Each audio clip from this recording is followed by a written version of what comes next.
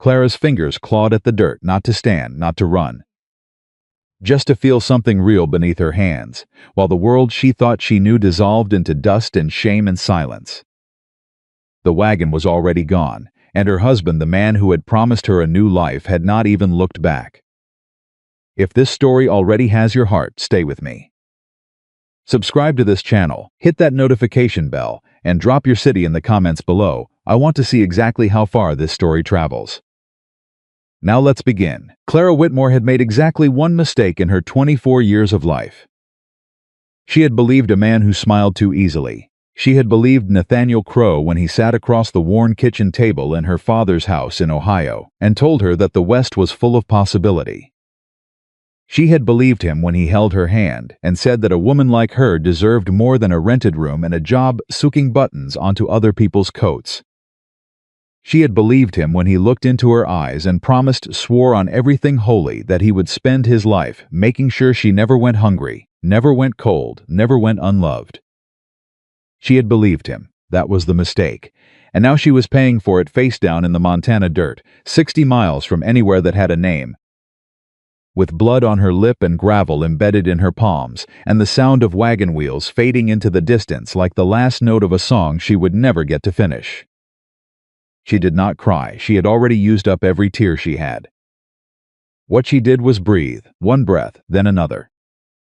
The summer heat pressed down on her like a physical weight, baking the earth beneath her into something that felt more like stone than soil.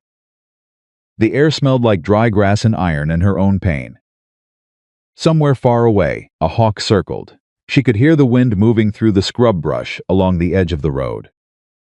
There was nothing else, no voices, no horses, no footsteps.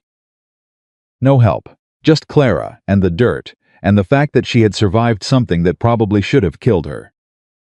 She pressed one hand flat against the ground and tried to push herself up. Her arm buckled immediately. The pain that shot through her ribs was so sharp and sudden that she actually gasped aloud, which was strange, because she had not made a sound in hours. Not when Nathaniel had grabbed her by the wrists in the dark of the wagon's covered bed. Not when he had backhanded her across the face twice, then a third time, with the flat of his open palm and then the back of his knuckles. Not when he had taken the small leather pouch her father had hidden inside the lining of her travel bag, the one containing $47 and her grandmother's ring, and a folded letter that Clara had not even been able to finish reading yet. She had not made a sound through any of it.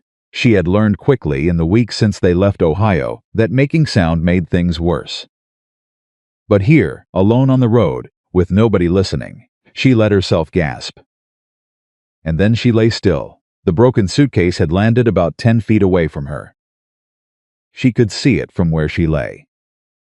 The latch had given way entirely, and the contents had scattered: a calico dress, a cotton nightgown, 2 books she had carried across 5 states because she could not imagine leaving them behind, a hairbrush with a cracked handle.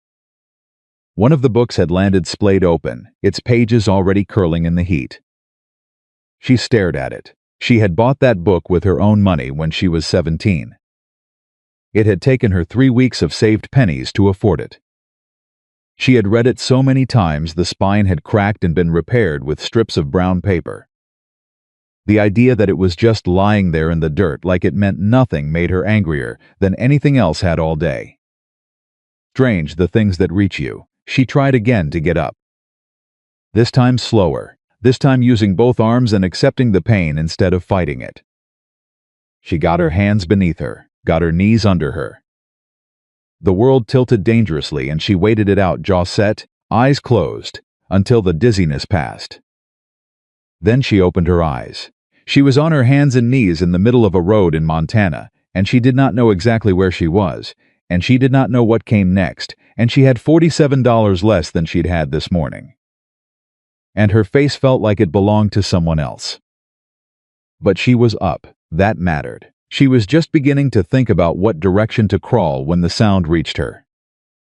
Hooves, the steady, unhurried rhythm of a single horse on a dirt road. Coming from the east, her body went rigid, every muscle she had contracted at once, which made the pain worse, but she did not care about the pain because her mind had already done the calculation. A rider on a road this far from any settlement could be anything. A drifter, a drunk, someone worse than Nathaniel if such a thing existed. She tried to decide whether to move toward the scrub brush on the side of the road and stay low, or whether moving would make her more visible. She had not decided yet when the horse slowed and stopped. She did not look up immediately.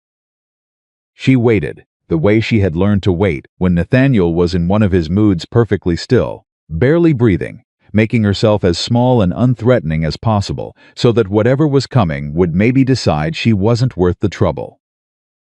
Boots hit the ground. The sound of them was unhurried. Not the hard, aggressive stride of a man who had already decided what he was going to do. Something slower, more deliberate. Then a shadow fell across her. She looked up. The man standing over her was tall. Not in an exaggerated way, but in the way of someone who had spent years doing hard physical work and whose body had shaped itself accordingly. He wore a dark brown hat, a leather vest over a plain shirt, and the kind of expression that was difficult to read, not blank exactly, but controlled. Like someone who had taught himself long ago to keep what he was feeling off his face.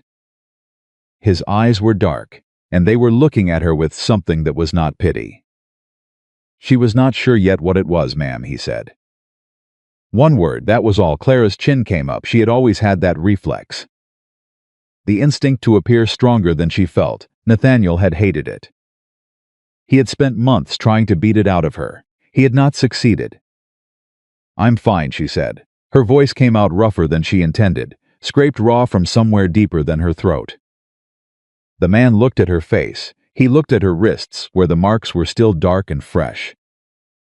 He looked at the scattered suitcase 10 feet away, and the torn hem of her dress, and the way her left arm was pressed against her side.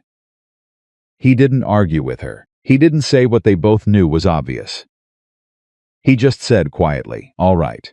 And then he walked past her to where the book had landed in the dirt, and picked it up with both hands, careful as if it were something fragile, and dusted the cover clean with the side of his thumb. Clara stared at him. That one of yours? He asked, still looking at the book. Yes, good book? She blinked. Of all the things she had expected him to say, that was not one of them. Yes, it's a good book. He walked back toward her and crouched down so that he was no longer towering over her. Eye level. That was a deliberate choice, she realized. She had noticed it immediately. He had made himself smaller so she did not have to look up at him. He held the book out. She took it. What happened to you? He asked. I fell. He held her gaze for a long moment, not challenging. Not pushing, just steady. Wagon tossed me, she said, because she was not ready for the truth yet, and also because it was technically not entirely a lie.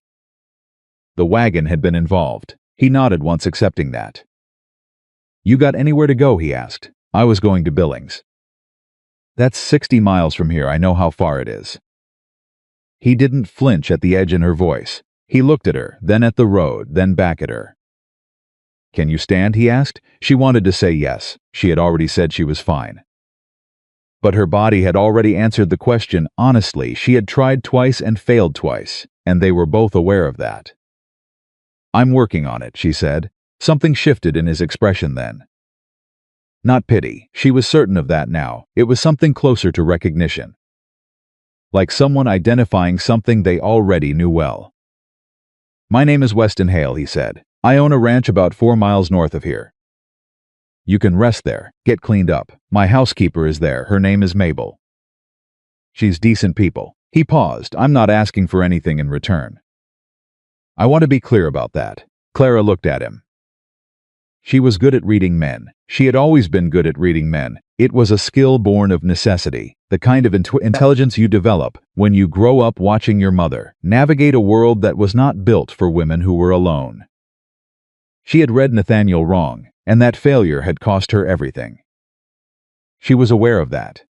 But she was also aware that if she let that failure make her unable to trust any judgment at all, she would still be on her hands and knees in this road when the sun went down and the temperature dropped. She looked at Weston Hale. She looked at his hands, which were rough and work-calloused and currently doing nothing except resting easy on his own knees, making no move toward her. She looked at his face, which was patient and still, and which was not performing patience the way Nathaniel used to perform patience, which always had a clock running underneath it. She looked at his eyes. 4 miles, she said. Yes, ma'am. You won't, she stopped. She didn't know how to finish that sentence in a way that was dignified.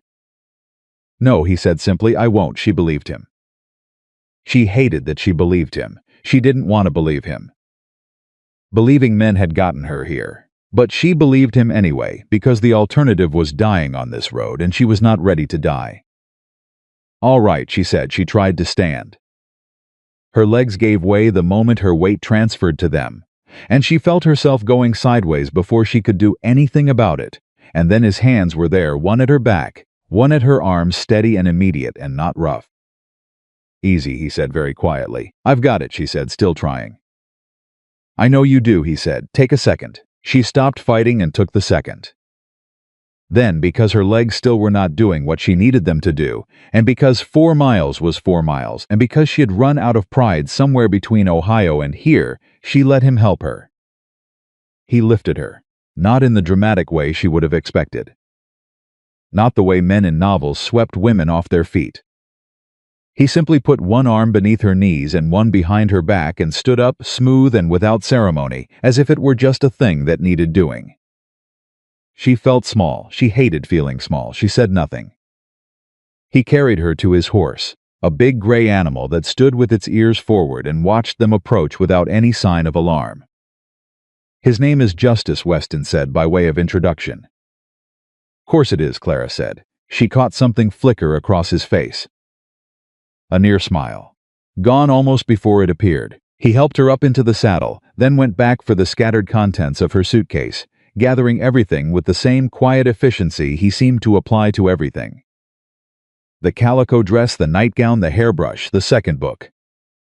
He repacked it all into the broken case, set it against his side and mounted behind her, one arm coming around to hold the reins. I won't bite, he said, and I won't let you fall. Clara held herself rigid and did not lean back. I don't fall, she said. The near smile again. No, he said, clicking his tongue at Justice and starting them forward. I reckon you don't. They rode in silence for a while. The road was empty. The sky was huge and pale blue and absolutely indifferent to everything happening beneath it, which Clara had always found either terrifying or comforting, depending on the day. Today it was comforting. She was hyper-aware of the arm holding the reins, the way it stayed deliberately to one side and did not press against her. She was aware of how much distance he was keeping, how carefully he was managing the horse so that the motion was as smooth as possible. She could feel every rib that was not happy about this situation, but it was manageable. She tried to figure out what to do with her hands. She ended up holding the book in her lap. After a while, Weston spoke. You don't have to tell me anything, he said. Good, she said.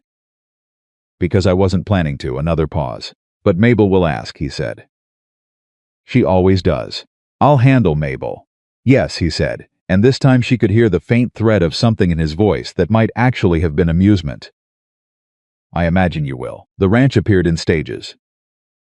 First the fence line, then the outline of a main house against the mountains, then outbuildings, a barn, the sound of cattle somewhere out of sight. It was larger than she had expected. The land itself was the kind of beautiful that felt almost unkind in its indifference, vast and golden and utterly unconcerned with human suffering. A woman appeared on the porch before they had even fully stopped. She was perhaps 60, with iron gray hair pinned back under a cotton bonnet and the expression of someone who had seen a great deal of life and found most of it unsurprising. This clearly was Mabel. Mabel looked at Clara. Mabel's eyes were very sharp. Mr. Hale, she said. Mabel. Found someone? Found someone, he confirmed. Mabel came down the porch steps without any particular haste, her hands already moving to assess the situation. She looked at Clara's face, at her wrists, at the way she was holding her arm against her side. Can you walk? Mabel asked. I've been working on it, Clara said. Mabel made a sound that was not quite a laugh. Stubborn, she observed, not unkindly. She is, Weston agreed. I'm right here, Clara said. We know, they both said, almost simultaneously, and Clara would have found that annoying if she had not been so tired. Weston helped her down from the horse, and Mabel was immediately there, taking her weight with an arm that was surprisingly strong for a woman her age. "Come on then," Mabel said. Clara started. "You want to sit down," Mabel said firmly. "Whatever else you want can happen after that." Clara looked at her. Mabel looked back. Clara sat down. The inside of the house was simpler than she had expected given the size of the property. It was clean and spare and well made without being showy. Books on a shelf by the window, real books, not decorative ones. A large table with mismatched chairs that suggested they were actually used. A fireplace with ash in it that had not been cleaned away, which meant someone had built a fire recently and not gotten around to tidying up yet, which meant someone actually lived here rather than performing the idea of living here. Mabel sat her down at the table and put a glass of water in front of her and then disappeared, returning with a cloth and a basin. "This will sting," Mabel said, beginning to clean the cut on Clara's cheekbone. "Everything stings," Clara said. "True." Mabel worked in silence for a moment. Then, without looking up from what she was doing, "This wasn't a fall." Clara said nothing. "You don't have to tell me," Mabel said. "I'm not asking. I'm just saying I can see what I can see. And what I can see is that somebody hurt you and you survived it, and you ended up here." She paused. Worse places to end up. Clara looked down at the water glass. She had not cried. She had not cried through any of it, not the night Nathaniel first struck her, not the morning she tried to leave and he found her bag packed, not the terrible hour in the back of the wagon, not lying in the dirt. She had not cried, she did not cry now, but something in her chest moved. Something that had been locked very tight and very still for a very long time. She picked up the water glass and drank. "Thank you," she said. Mabel patted her hand once, just once, then back to the cut on her cheek. "Don't thank me yet," Mabel said. "I haven't decided if you're worth the trouble." "Have you decided?" Mabel glanced at her. "You talked back to me within the first 5 minutes." "That's a good sign." Clara almost smiled. The expression pulled at her swollen lip and she stopped, but she almost smiled. That was something. Weston appeared in the doorway. He had taken off the hat, and without it, he looked both younger and more tired. "Room at the end of the hall is made up," he said to Mabel. Then to Clara, "You can stay as long as you need." Clara looked at him. "I won't be a burden," she said. "I know," he said. "Miss Whitmore," he said. She stopped. "Right now," he said, "you don't need to find a way to do anything except rest." She wanted to argue. She had a whole argument ready about independence, and not owing people, and not wanting to be obligated, and not being the kind of woman who needed saving. She had been rehearsing it since they left the road. She looked at him, at his face, at the steadiness there. At the absence of anything she needed to be afraid of. She swallowed the argument. "All right," she said. He nodded once and left. Mabel continued cleaning the cut on her cheek. Outside, the Montana sun was still burning down on everything without apology. The hawk, or another hawk, or possibly many different hawks at different times that all looked the same from a distance, circled in the pale blue sky. Clara sat at the table in a stranger's kitchen, with a stranger's cloth pressed to her cheekbone and a stranger's water glass in her hands. She breathed. She was not safe yet, she knew that. Nathaniel would not simply accept that she was gone. Nathaniel never accepted anything that was not what he wanted. She had learned that much, but she was off the road. She was inside, she was breathing, and some small, stubborn, impossible thing had quietly decided, without asking her permission, that maybe this was not over after all. Maybe she was not over after all. The room at the end of the hall had a window facing west. That evening, after Mabel had left her to rest, Clara sat on the edge of the bed and watched the sun go down over the mountains. The colors were outrageous violent orange and deep purple, and a red that bled along the horizon like something that had been wounded and was not quite ready to give up. She had not seen a sunset this big in a long time. She had been too busy watching the floor. She put her hand flat against the window pane. The glass was cool. Outside, a horse justice, probably moved somewhere in the darkness below, and she could hear the distant voices of ranch hands finishing up for the day, Easy conversation, someone laughing at something. She stayed at the window for a long time. She did not think about Nathaniel. She did not think about the $47, or her grandmother's ring, or the unfinished letter. She thought about the book in her lap. She thought about the man who had picked it up out of the dirt like it mattered. She thought, I am still here. And then, because she was tired, and because her ribs ached, and because no one was watching, she allowed herself just once, just quietly, to lean her forehead against the cool glass and close her eyes. And in the dark behind her eyelids, for the first time in months, she did not see Nathaniel's face. She just saw the inside of her own eyelids, which was enough. Which was, for right now, more than enough. She lay down on the bed in her torn dress and her borrowed blanket and her bruised and battered body, and she pulled the book against her chest. And she did not sleep peacefully exactly, but she slept. And nobody heard her while she slept, and in the morning, the sun came back. She woke up swinging, her fist connected with nothing but air, but the motion was violent enough to send pain crashing through her ribs like a wave hitting rock. And she gasped and grabbed the blanket and held on until the room stopped spinning and her mind caught up with where she was. Not the wagon, a room, a window, morning light. She pressed one hand flat against her sternum and counted breaths until her heart slowed. 3 days. She had been at Hale Valley Ranch for 3 days, and every single morning had started the same way, fist swinging, heart pounding, brain scrambling to catch up with the fact that she was not, in fact, in danger. That the sound that woke her was not Nathaniel moving in the dark. That the creak of the floorboard outside her door was Mabel bringing hot water, not a man who had decided she needed to be reminded of her place. 3 days. She sat up slowly, letting her body catch up with her intentions, and reached for the glass of water on the small table beside the bed. Drank, set it back down. Outside, she could already hear the ranch coming alive, boots on hard ground, the distant complaint of cattle. Someone calling out to someone else in a voice that was cheerful, in the way that only people who genuinely enjoyed physical labor could manage at this hour of the morning. She had not gone outside yet. She was aware that this was becoming a problem. She had not gone outside. She had not met any of the ranch hands. She had not done anything except eat what Mabel brought her and read and stare at the ceiling and conduct internal arguments with herself about what she was going to do next. Mabel had not pushed. Weston had checked on her once each day, appearing in the doorway long enough to ask if she needed anything and accepting her answer of no, thank you, without debate.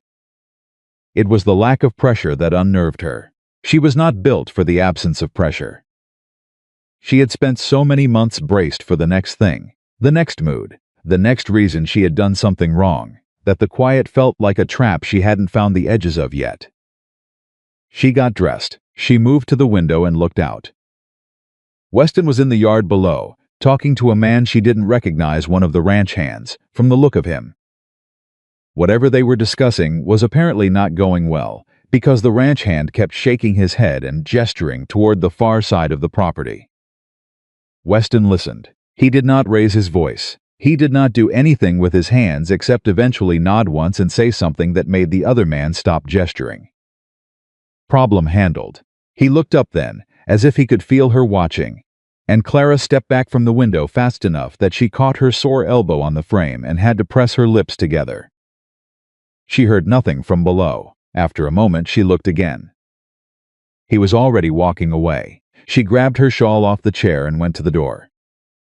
Mabel was in the kitchen, as always, moving with the efficient, no-nonsense energy of someone who had long ago made peace with the fact that the world required a great deal of work, and the sooner you got on with it, the better.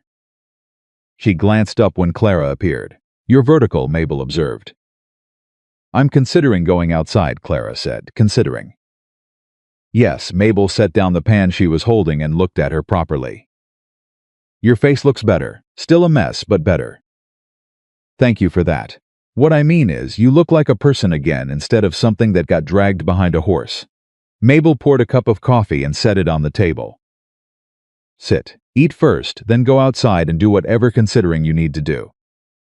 Clara sat and drank the coffee, which was strong and black and nothing like the weak tea Nathaniel had always insisted on, because he found the smell of coffee vulgar.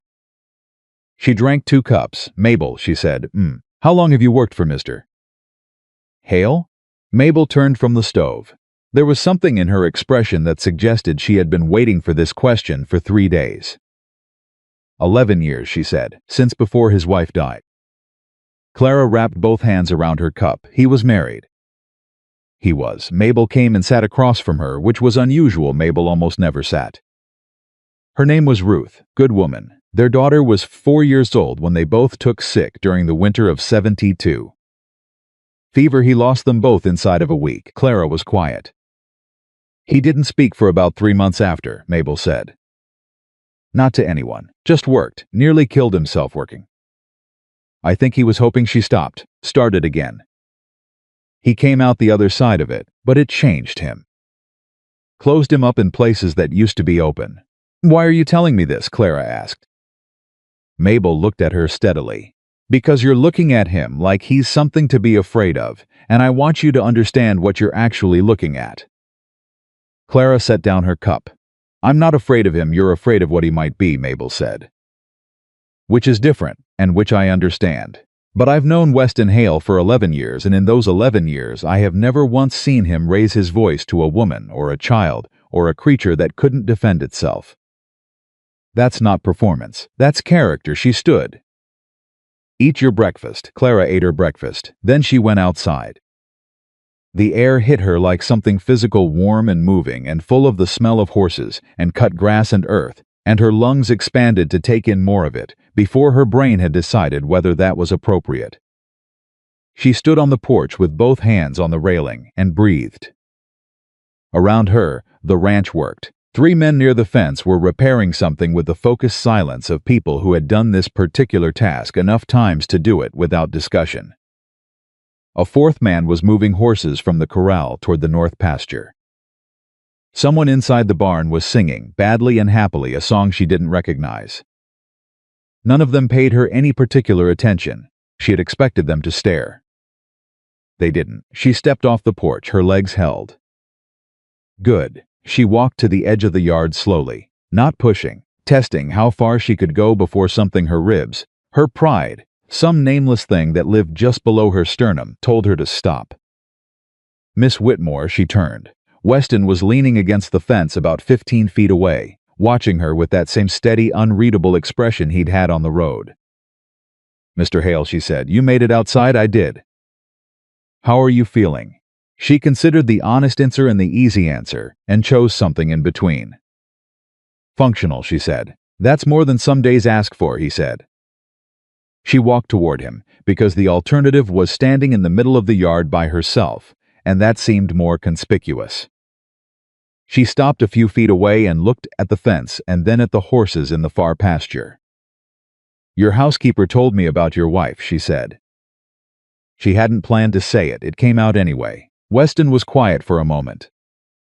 Mabel talks, he said, but there was no heat in it. She was trying to tell me something about you. What did she tell you? That you've had grief, Clara said. Real grief, the kind you don't come back from the same. He turned to look at her. She's not wrong. No, Clara said. I could see that already. He looked at her. How? Because people who haven't been broken don't know how to hold space for people who have, she said. You know how. That's not something you learn from a book. He looked away again toward the pasture. The silence between them was not uncomfortable.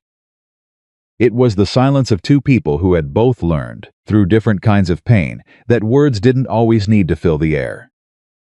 Can I ask you something? She said. You can ask. Why did you stop on the road? Other people must have passed before you. He said nothing for a moment. Then probably, he said.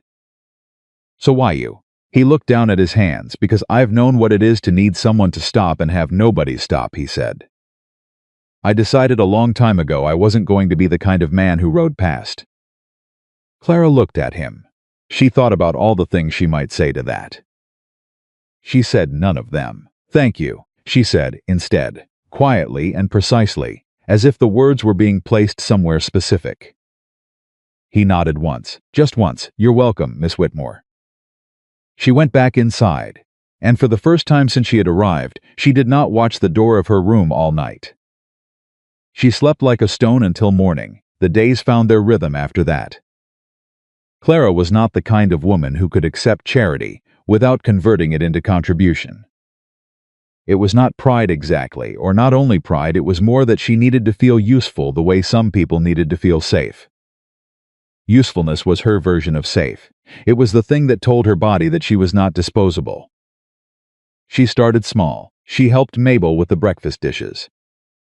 She sat at the desk by the window. Weston had set up without her asking. She had noticed one morning that a desk had appeared there, near the light, with paper and a pen.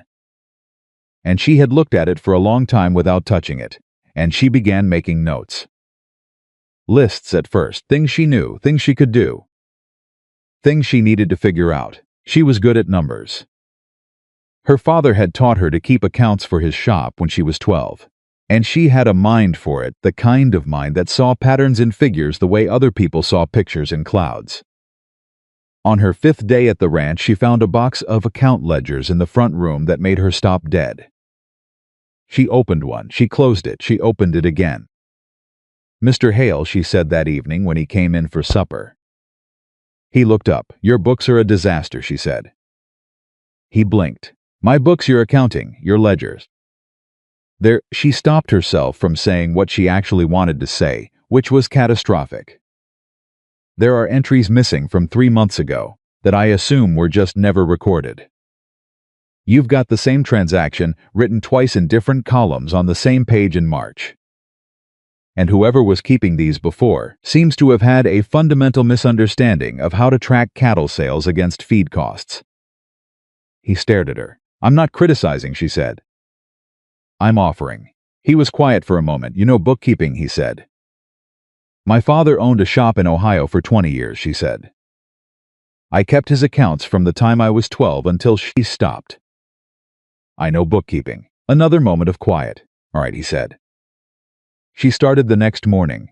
Within 2 days, she had found 4 separate errors that had collectively costing the ranch money it did not know it was losing. She fixed them with the quiet satisfaction of someone pulling burrs out of wool, methodical, thorough, finding each one and removing it cleanly.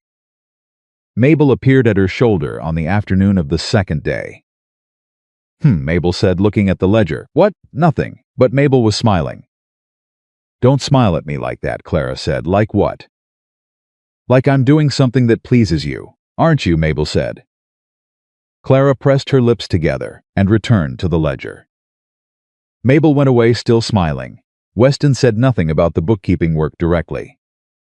But the next morning, there was a second lamp on the desk, a better one, that put out more light. And the box of ledgers had been organized chronologically and brought to the desk from the front room. She worked. The work helped. The work was the thing that had always helped, the sense of a problem that could be solved if you sat with it long enough and looked at it from enough angles. People were not like that. People were not problems that stayed solved after you worked them out. But numbers were. Numbers were honest. Numbers told you exactly what had happened and did not change their story based on their mood or whether you had done something to displease them. She had missed numbers. She had missed being the kind of person who was trusted with them. The real shift happened on a Tuesday. She had been at the ranch for 10 days when a woman appeared at the door.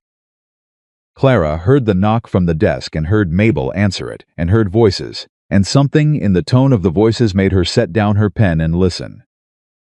"Just need someone to help just a few hours a week. I know it's an imposition." "It's not an imposition," Mabel was saying, "but I'm not who you need to talk to." "Come in." Footsteps. Clara turned. The woman in the doorway was younger than her, mid-20s at most, with 2 small children attached to her like barnacles, one on each side, gripping her skirt. She was the kind of tired that had gotten into her bones. Her dress was clean but worn to transparency at the elbows. "I'm sorry," the woman said, seeing Clara. "I didn't know there was." "This is Clara Whitmore," Mabel said. "She's staying with us a spell." The woman nodded, uncertain. "I'm Agnes Pryor," she said. "My husband farms the land east of here. We have 4 children. The 2 oldest," she looked down at the ones attached to her, They're 9 and 7 and they can't read. Neither can I, if I'm honest. My husband can a little, but he works sunup to sundown and by the time he's home they're already asleep. She stopped. Gathered herself. I heard someone at the ranch might. I heard there was a woman here who another stop. I was hoping someone might be willing to teach them. Clara had been sitting perfectly still. She became aware that Mabel was looking at her. She became aware that both children were looking at her too, the 9-year-old, with an expression of careful neutrality, and the 7-year-old with enormous, unguarded eyes that had not yet learned to protect themselves. Sit down, Agnes Pryor sat, and Clara, who had not planned this, who had not decided this, who was operating entirely on some impulse she hadn't named, yet pulled a piece of paper across the desk and said, "What are their names?" The 9-year-old was Thomas, the 7-year-old was Lily. By the end of that afternoon, Lily had learned to write her own name. She did it 3 times, each iteration more confident than the last, and then looked up at Clara with an expression of such pure, uncomplicated triumph that something in Clara's chest cracked open quietly. "That's me," Lily said, pointing at the letters. "That's you," Clara agreed. Lily looked at the paper for another long moment. Then she looked at Clara. "Are you going to teach us again tomorrow?" Clara opened her mouth. Closed it. "Yes," she said. "Come back tomorrow." Agnes Pryor wept quietly on the porch on her way out. She did not think Clara could see her from the window, but Clara could. She watched Agnes Pryor press the back of her hand against her mouth and square her shoulders and take a breath and walk to where her horse was tied, moving like someone who had been carrying something very heavy for a very long time and had just briefly been allowed to set it down. Clara turned away from the window. She sat back down at the desk. Her hands were shaking slightly, which annoyed her. She pressed them flat against the ledger until they stopped. That evening, when Weston came in, he looked at the paper on the side of the desk, with Lily's name written on it, 3 times in increasingly confident 7-year-old handwriting. He looked at Clara. He didn't say anything. She didn't say anything. But something had shifted in the room, and they both knew it. Agnes came back the next morning, and the morning after that. And by the end of the 2nd week, she had brought 2 other women with her missus. Hollis from the Kendrick property, whose grandson was living with her, and hadn't seen the inside of a classroom in his life. And a young woman named Dory who was 17 and had grown up on the trail and could track deer across hard ground and knew the names of every edible plant in 3 counties, but had never learned to read a word. Clara looked at all of them, sitting around the table in the ranch house. She looked at Weston, who was in the doorway watching. "I'm going to need more paper," she said. He almost smiled. "I'll get you more paper and better pencils. These ones are too short." "All right, and a board," she said. "Something to write on so they can all see at once." "I can have one built by tomorrow morning," he said. "Today," she said. He looked at her. Something in his face that she was beginning to recognize, not amusement exactly, but something warmer than that. Something that looked, if she was reading it right, a lot like respect. "Today," he agreed. He had the board up before supper. She ran the lessons from the ranch house table every morning, and in the afternoons she returned to the ledgers, and in the evenings she sat at the desk by the window and worked on lesson plans, planning what she wanted to teach next. Finding herself thinking 3 and 4 sessions ahead because there was so much they didn't know, and so much she could give them. It was the first time in months she had thought about the future. She noticed that, sitting at the desk one evening, pen in hand, paper in front of her, she was thinking about the future, not dreading it. Not trying to brace for it, actually thinking about it, planning for it, building in her mind toward it. She did not trust this feeling entirely, but she sat with it. Mabel appeared in the doorway. "You should sleep," Mabel said. In a while Mabel came and sat across from her, which she did more often now. The Pryor girl, Lily, she told her mother she wants to be a teacher when she grows up. Clara looked down at her paper. "She's 7, she said. 7-year-olds know things, Mabel said, a pause. "Mabel," Clara said. Do you think I'm fooling myself?" Mabel looked at her steadily. "About what?" "About," Clara gestured vaguely at the paper. the lessons, the ranch, all of it. This, about thinking I can build something here, about thinking I have the right to. She stopped. Tried again. I came here with nothing. I came here because someone picked me up off a road. I don't have money. I have nothing to offer except what I know, and I'm not even sure what I know is.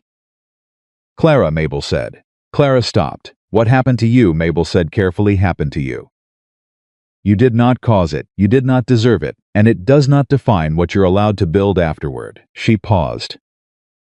Is that clear? Clara's throat tightened. It's not that simple, she said. No, Mabel said, it's not. But it's also not as complicated as you're making it. Clara looked at her for a long moment. You remind me of my mother, she said. Mabel raised one eyebrow. Was your mother terrifying? Extremely, Clara said. Mabel nodded, apparently satisfied. Good, she left. Clara sat at the desk a while longer. Then she did something she had not done since she was a child, since before her mother died, since before the world became something that required so much management and defense. She just sat. She didn't plan. She didn't calculate. She didn't check the exits. She sat, in the lamplight, with the sound of the ranch settling in around her, and she breathed, and she let herself exist in the present moment without dragging the past into it, or bracing for the future. It lasted maybe 3 minutes before the old habits pulled her back. But it was 3 minutes, and 3 minutes was more than she'd had yesterday. The next morning, Weston found her at the corral before the lesson started. She was standing at the fence watching Justice, who was watching her back with the calm intelligence of a horse that had decided she was acceptable, but not yet proven.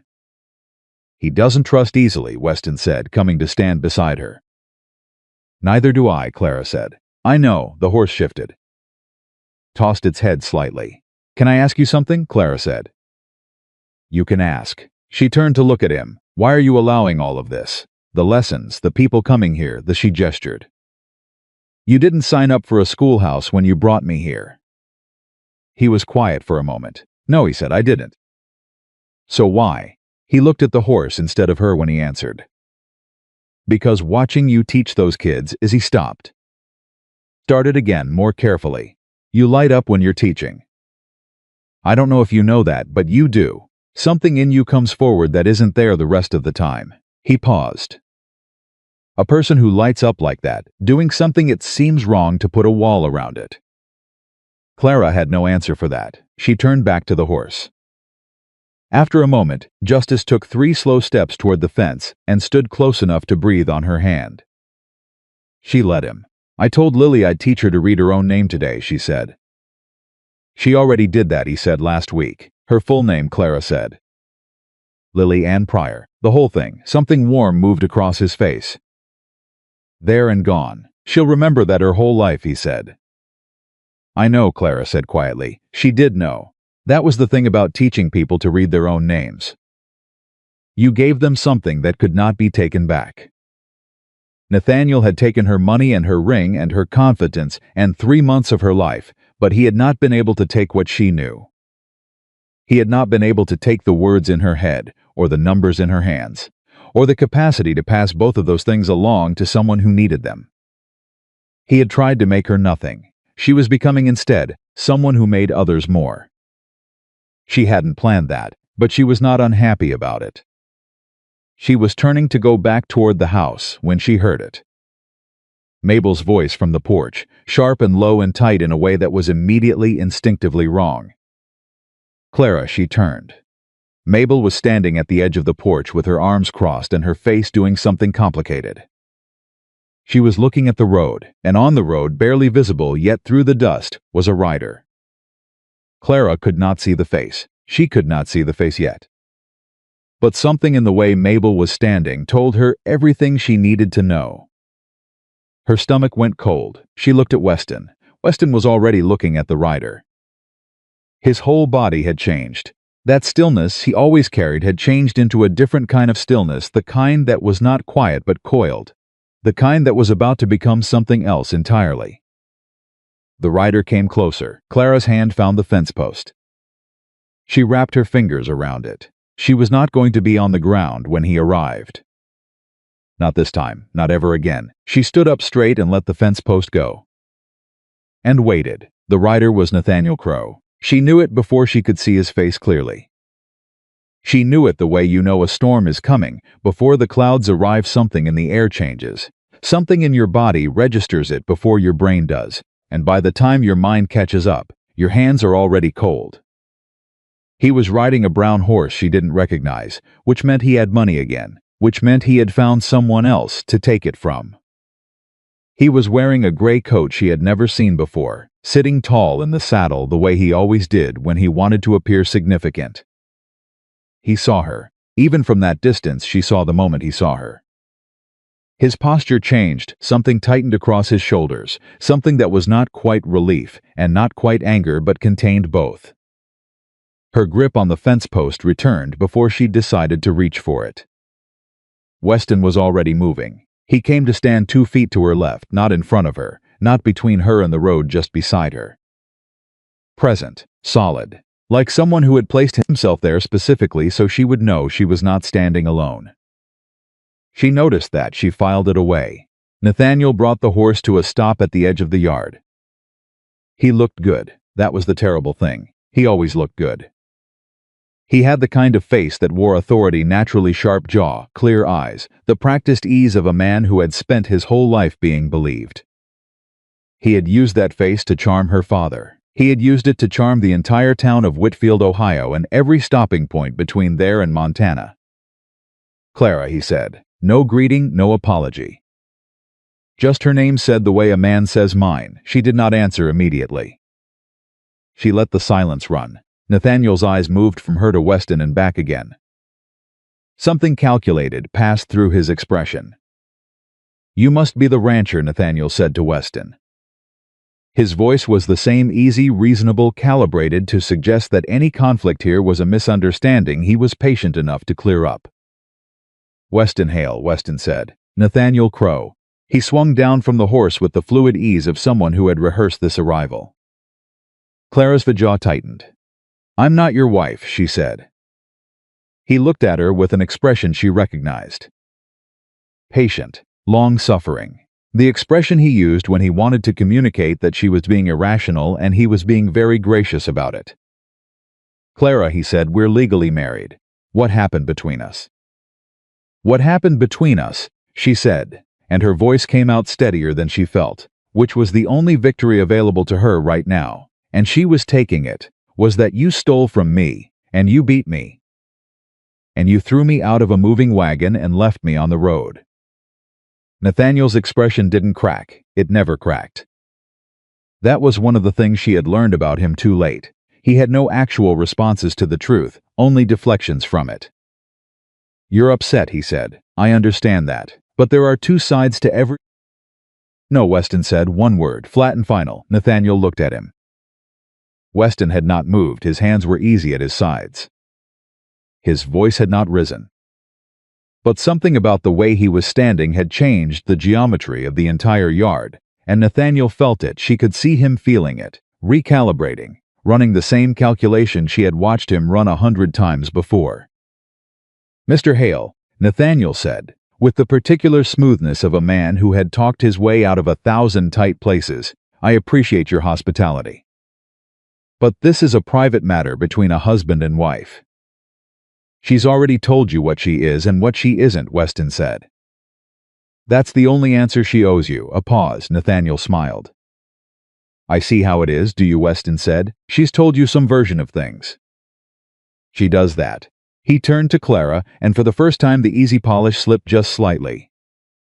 "Clara, don't do this in front of strangers. Come inside, let's talk privately, and we can." "There is nothing to talk about," she said. "Your father's estate."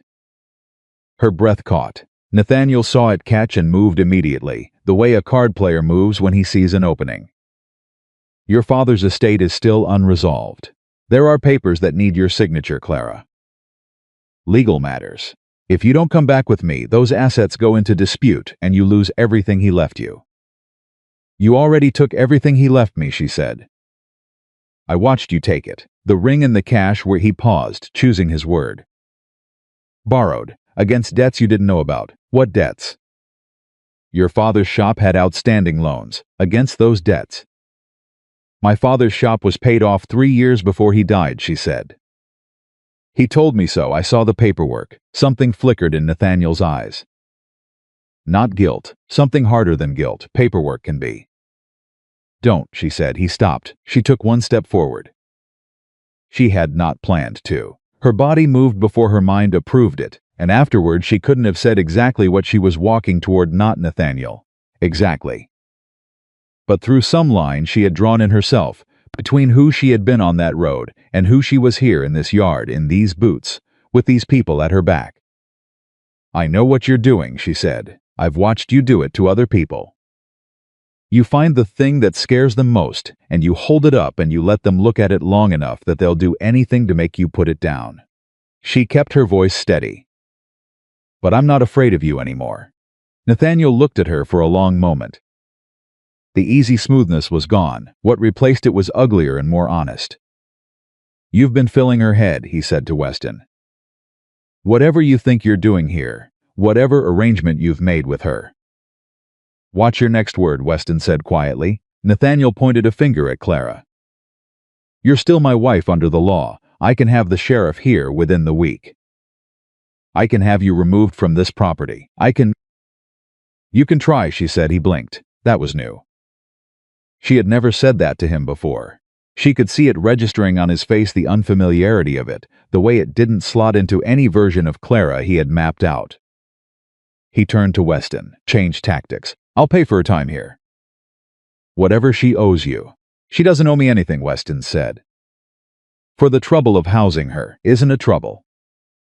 Nathaniel looked between them, and for the first time since he had ridden into the yard, something that was not calculation moved through his face. Something that looked almost like confusion. He had expected a different version of this. He had expected tears, or begging, or the tight, braced silence she used to give him when she was trying not to provoke him further.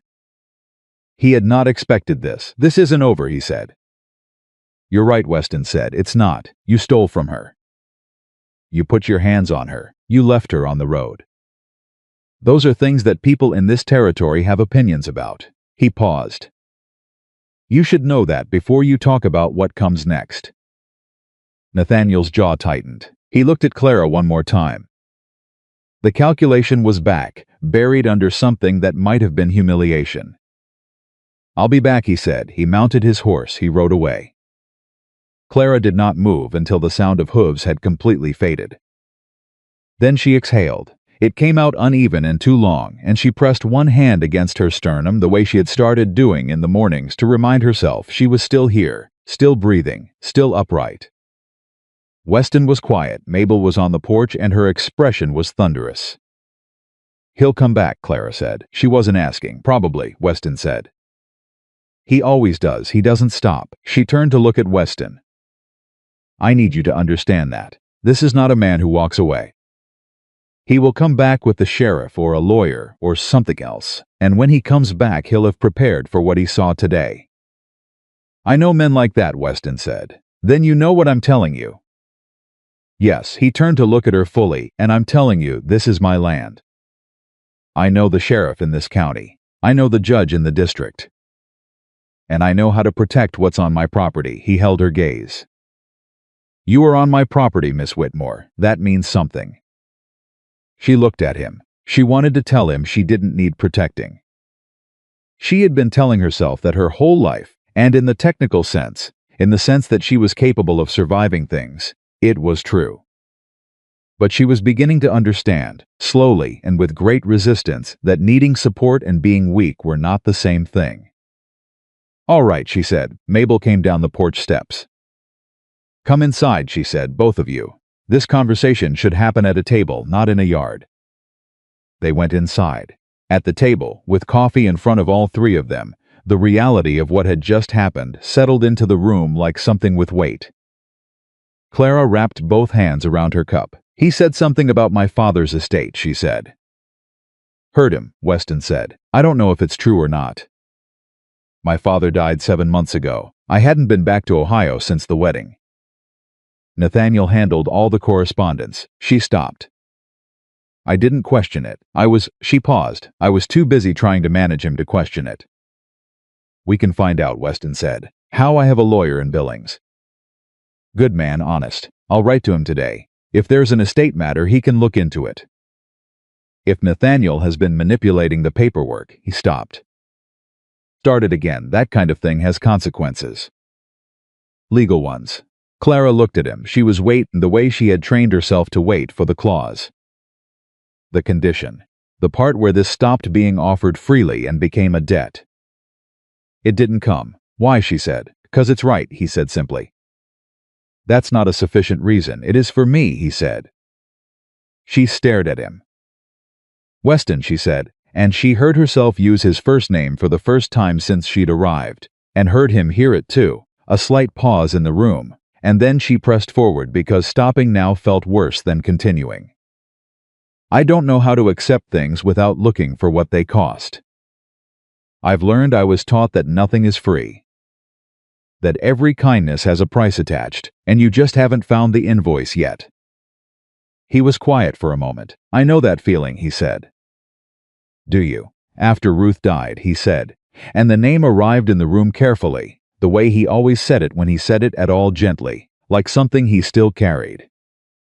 I stopped letting people do things for me. I stopped trusting, I just stopped. Because everything you trust can be taken, and I couldn't survive any more taking. He paused. I lived like that for years. I want you to know it's not a good way to live. She looked at the table. I'm not asking you to stop being careful, he said. I'm just asking you to consider that maybe I'm not going to hand you an invoice. The silence stretched. All right, she said quietly. Mabel was very carefully looking at the wall. Mabel, Clara said. Stop pretending you're not listening. I'm not listening, Mabel said. I'm thinking about bread, despite everything, despite Nathaniel having just ridden into their yard, despite the cold dread sitting at the base of her stomach, despite the letter she needed to write, and the lawyer she didn't have, and the marriage she needed to find her way out of. Clara almost laughed. She pressed her lips together. She almost laughed. That mattered too. The letter went out to Billings the next morning. The answer came back in 8 days. And it was worse than she had anticipated, and better than she had feared. Nathaniel had not fabricated the estate matter entirely. There was a dispute over her father's property, a small commercial building in addition to the shop, but the dispute had been created by Nathaniel himself, who had filed a claim against the estate on the grounds that her father had owed him a personal debt that had never been documented, because, as Weston's lawyer pointed out in his response letter, it did not exist. He invented a debt, Clara said, reading the letter at the desk. Yes, Weston said, to claim against my father's estate. Yes, and he married me specifically because she stopped. The filing was made 3 weeks before he came to Ohio, Weston said. The timeline suggests the marriage was a strategy, she said. The word sat there. She had thought she had already understood the full shape of what Nathaniel had done to her. She had thought she had already found the bottom of it. She was wrong. She had not been loved incorrectly. She had not been in a marriage that went wrong. She had been a transaction. A legal maneuver. A way for Nathaniel to access property that was not his by attaching himself to the person it was meant for. Clara, Weston said. She held up one hand. She needed a moment. She got one. Then she put the letter on the desk. She stood up. What does your lawyer say we can do? She said. Weston looked at her with something in his eyes that she was beginning to be able to name. He says we have a strong case for annulment on grounds of fraud. He says the false debt claim can be challenged and likely dismissed. He says, with the right documentation and testimony, Nathaniel Crowe could face criminal charges. Clara was very still. Criminal charges, she said. Fraud. Possibly assault, if you're willing to testify to what happened in the wagon. She looked at the window. She thought about the wagon. She thought about the road. She thought about her hands and knees in the dirt. She thought about Lily writing her name 3 times, each one more certain than the last. Tell him to proceed, she said. Weston nodded. He started to turn away. Weston, she said. He turned back. I want you to know, she said carefully, that I understand what you're putting at risk. Helping me. Whatever Nathaniel does when he finds out there's a legal challenge. Clara, he said, he's vindictive. He will. Clara, he said again, and something in his voice stopped her. This is not a risk I've miscalculated. I know what I'm doing. She searched his face. Why? She asked, and this time it wasn't the question about the invoice. This time it was something older and simpler than that. He was quiet for a moment. Because someone should have done it sooner, he said. For you and for Ruth, and for every woman who landed somewhere she didn't deserve to land because someone decided she was useful to him. He paused. And because I can, and because the fact that I can and choosing not to would make me someone I don't want to be. Clara had nothing to say to that. Weston nodded once. He turned and walked out. She stood in the room for a long time. Then she went back to the desk and sat down and picked up a piece of paper and started writing notes for the morning lessons, because it was either that or fall apart. And she had decided several weeks ago that falling apart was going to have to wait until she had built enough solid ground beneath her to fall apart on safely. The next 9 days were deceptively quiet. Nathaniel did not come back. The lessons continued. Thomas Pryor read his first full sentence aloud, and then looked up with an expression on his 9-year-old face that Clara thought she would carry with her for the rest of her life: pure, stunned pride. The look of someone who had just discovered something in themselves they hadn't known was there. I read that, he said. You read that, Clara confirmed. He read it again, just to be sure. She had started to let herself believe, carefully and with significant reservation, that they had time. That the legal process would move before Nathaniel did. That the distance between what he had threatened and what he was capable of was larger than she feared. She was wrong. She was in the yard on a Thursday afternoon, watching Agnes Pryor's children chase each other around the barn while their mother worked on her letters inside, when she heard it. Hooves, more than one horse this time. She turned. Nathaniel rode into the yard the same way he had the first time, unhurried, deliberate, performing ease. But this time there were 2 men with him, one she didn't recognize. The other was wearing a badge. Her stomach dropped entirely. She had known this was possible. Weston had warned her. The lawyer had warned her. She had prepared for it, or thought she had, but preparation and reality were different animals. And standing in a yard watching a man with a badge ride toward her, because her husband had sent him, was its own particular kind of terror. She did not run, she stood. Weston came out of the barn. She didn't know how he had seen them. She hadn't seen him inside, but he was there, and he came to stand beside her, and the presence of him, solid and steady, was the thing that stopped her legs from failing. The sheriff dismounted. He was a stocky man with a gray mustache, and the cautious expression of some son who had been told one story and was not yet certain he had been told the whole story. Miss Whitmore, he said. Yes, she said. Mrs. Crow, Nathaniel corrected from horseback. The sheriff's eyes moved to Nathaniel briefly, then back to Clara. I'm Sheriff Harold Watts. I've received a complaint from Mr. Crow alleging that his wife has been unlawfully detained on this property. I have not been detained, Clara said immediately. She's been here for weeks, Nathaniel said, against her will, under the influence of. Mr. Crow, Sheriff Watts said in the tone of a man who had already heard a great deal from Nathaniel Crow and was applying his own judgment. He looked at Clara. Ma'am, are you here of your own choosing? I am, she said. Mr. Hale offered me shelter after I was injured. I have stayed because I chose to stay. She was injured when Crow threw her from a wagon, Weston said. His voice was level, informational, like someone presenting facts to a jury. I found her on the Red Willow Road. Her face was swollen. Her ribs were damaged. She had marks on her wrists. The sheriff looked at Nathaniel. Nathaniel had his reasonable face on. She fell, he said. We had an argument. She tried to leave the wagon while it was moving.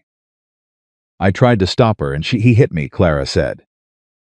Her voice did not shake. He hit me. He took the money my father left me, and he put me out of the wagon and left me on the road. She looked at the sheriff directly. I have a letter from a lawyer in Billings documenting a fraudulent debt claim Nathaniel filed against my father's estate before we were married. I have dates, I have documentation, I have testimony from Mr.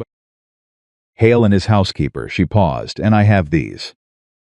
She pushed up her sleeve. The bruising had largely faded by now, but the marks were still visible if you knew what you were looking at. She had not shown them to anyone deliberately, until this moment, but she had known, with some quiet instinct, that she should be careful not to cover them. The sheriff looked at her wrist. He looked at Nathaniel. Something changed in his face. Nathaniel saw it change. She watched him watch it change, watched him reassess, watched him recalculate in real time. His hands tightened on his reins. "Sheriff," he said, "this woman is my wife and I have a legal right." "Mr. Crow," the sheriff said, "I'm going to need you to step down off that horse." Nathaniel went very still. "I beg your pardon, step down," the sheriff said. "I have some questions for you." The man who had ridden with Nathaniel, some kind of lawyer or associate by the look of him, moved his horse closer to Nathaniel and said something in a low voice. Nathaniel listened. His jaw was tight. Every line of his body was the body of someone who was furious and who could not show it, which was a thing she knew well, because she had spent months managing the consequences of that particular combination. He dismounted. His eyes found hers as he did. The look he gave her was not the look of someone who had accepted a loss. It was the look of someone filing something away. She held his gaze. She did not look away. "Come with me, Mr. Crow," the sheriff said. Weston watched them walk toward the far side of the yard, and then he turned to Clara. "You all right?" he said. "No," she said, honestly. He nodded, accepting the honesty. "You're going to be," he said. "I know," she said, and then surprising herself, "I know." She watched Sheriff Watts question Nathaniel for the better part of an hour. She watched Nathaniel's composure, which was considerable, slowly erode under the specific pressure of someone who was not afraid of him and who had developed a fairly complete picture of events before arriving. At the end of the hour, the sheriff walked back to where Clara and Weston were waiting. He looked at Clara. "I'm going to need a full statement from you, ma'am," he said. "In writing witnessed. About the wagon, about the injuries, about the money that was taken." He paused. "If what you're telling me is accurate, and I have reason to believe it is, then what you're describing is criminal." Clara looked at him steadily. "It is accurate." "Then I'd like you to come to town in the next few days and make that statement official." He glanced toward where Nathaniel was with his associate, jaw set, radiating the particular fury of a man whose plan was not unfolding as expected. "In the meantime, Mr. Crow has been advised that he is not to come near this property or you until this matter is settled." "And if he does," she said. Sheriff Watts looked at her. He looked at Nathaniel. "Then that will be its own kind of answer," he said. He left. Nathaniel's associate left. Nathaniel very slowly remounted his horse. He looked at Clara one final time. "This isn't finished," he said. She said nothing. He rode away. The yard was very quiet. Mabel appeared on the porch. She had been there for most of the last hour, stationed like a sentinel, her expression declaring without words that anyone who intended harm to the people on this property would have to go through her first. "Well," Mabel said. "Well," Clara agreed. Weston let out a slow breath. "You did that well," he said. "I was terrified," she said. "I know," he said. "My hands were shaking the entire time." "I know that too." She looked at him. "How?" He looked at her quietly. "Because mine were," he said. She stared at him. She had not expected that. She had not expected him to admit it. In her experience, men did not admit things like that: fear, shakiness, the physical reality of being human in a difficult moment. Nathaniel certainly never had. Something shifted in her chest. Not the careful, guarded shift she had been allowing for weeks. Something larger, something that moved the furniture around. She looked away before he could see whatever was on her face. "I should go check on Agnes," she said. She was inside with the children. "I don't want her to have seen any of that, Clara," he said. She stopped. "You stood your ground today," he said. "Whatever happens next, that was yours. Nobody gave you that." She stood with her back to him for a moment. "Thank you," she said. She went inside. Agnes was in the kitchen, both children tucked against her, all three of them sitting on the floor for no apparent reason, except that the floor was where they had ended up. Agnes looked up when Clara came in, her eyes were wide. "Are you?" Agnes said. "Yes," Clara said. She sat down on the floor too, because actually the floor seemed like a reasonable place to be right now. Lily immediately leaned against her. "What happened?" Agnes said. "My husband came," Clara said, "and then the sheriff came. And then they both left." She paused. "It's going to be all right." Agnes studied her face. "You believe that?" Clara thought about Weston in the yard, his voice flat and final and unmoved. She thought about Mabel on the porch. She thought about Thomas reading his first sentence. She thought about her own hand, not reaching for the fence post this time, just resting at her side steady. "Yes," she said, and she meant it. Outside, the horses moved in the corral. Somewhere at the edge of the property, a man who had believed he owned her was riding away. And she was still here, still standing, still against all available evidence to the contrary, unbroken. The statement took 2 hours to write. Clara sat across from Sheriff Watts in his office in Red Willow Creek with Weston beside her, and Mabel's written account in an envelope on the table, and she told the whole truth from the beginning. Not the version she had been rehearsing in her head for weeks, the version that was careful and controlled, and only gave away what was strictly necessary. The whole truth. The Ohio courtship, the promises, the first time he struck her in a hotel room in Kansas City 3 weeks after the wedding, the systematic removal of her access to money, the interception of letters. The night she found her father's pouch and understood exactly what Nathaniel had married her for, the wagon, the road, all of it. She spoke for 2 hours, and she did not cry, and she did not stop. When she finished, the room was very quiet. Sheriff Watts looked at the papers in front of him. He had been writing throughout, his pen moving steadily, his expression giving nothing away. Now he set the pen down. "Mrs. Crow," he started. "Whitmore," she said. He looked at her. "My name is Clara Whitmore," she said. "It has always been Clara Whitmore. I would like to be referred to that way going forward." Something moved across the sheriff's face, not quite a smile. Something that acknowledged what she had just done. "Miss Whitmore," he said, "I want you to know that what you've described today, the fraud, the theft, the physical violence, these are not small matters. The fraudulent debt claim against your father's estate alone is a serious offense. Combined with documented assault," he paused. "Nathaniel Crow has significant legal exposure here." "What does that mean practically?" Weston asked. "It means we will be issuing a warrant," the sheriff said. "For his arrest. For the fraud charge first, because that's the clearest documentation. The assault charge will follow, pending this testimony." He looked at Clara. "You understand this may require you to appear in court?" "Yes," she said. "In front of him, yes," she said again.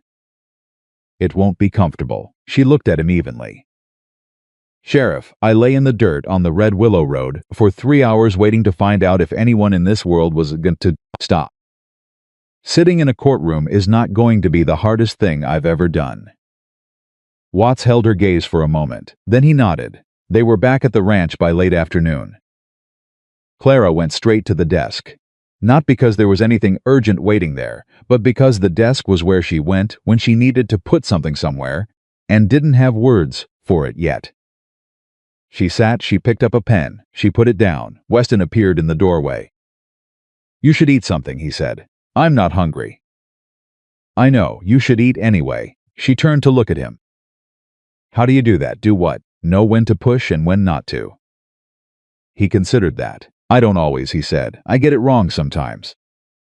But he stopped, seemed to choose his next words carefully.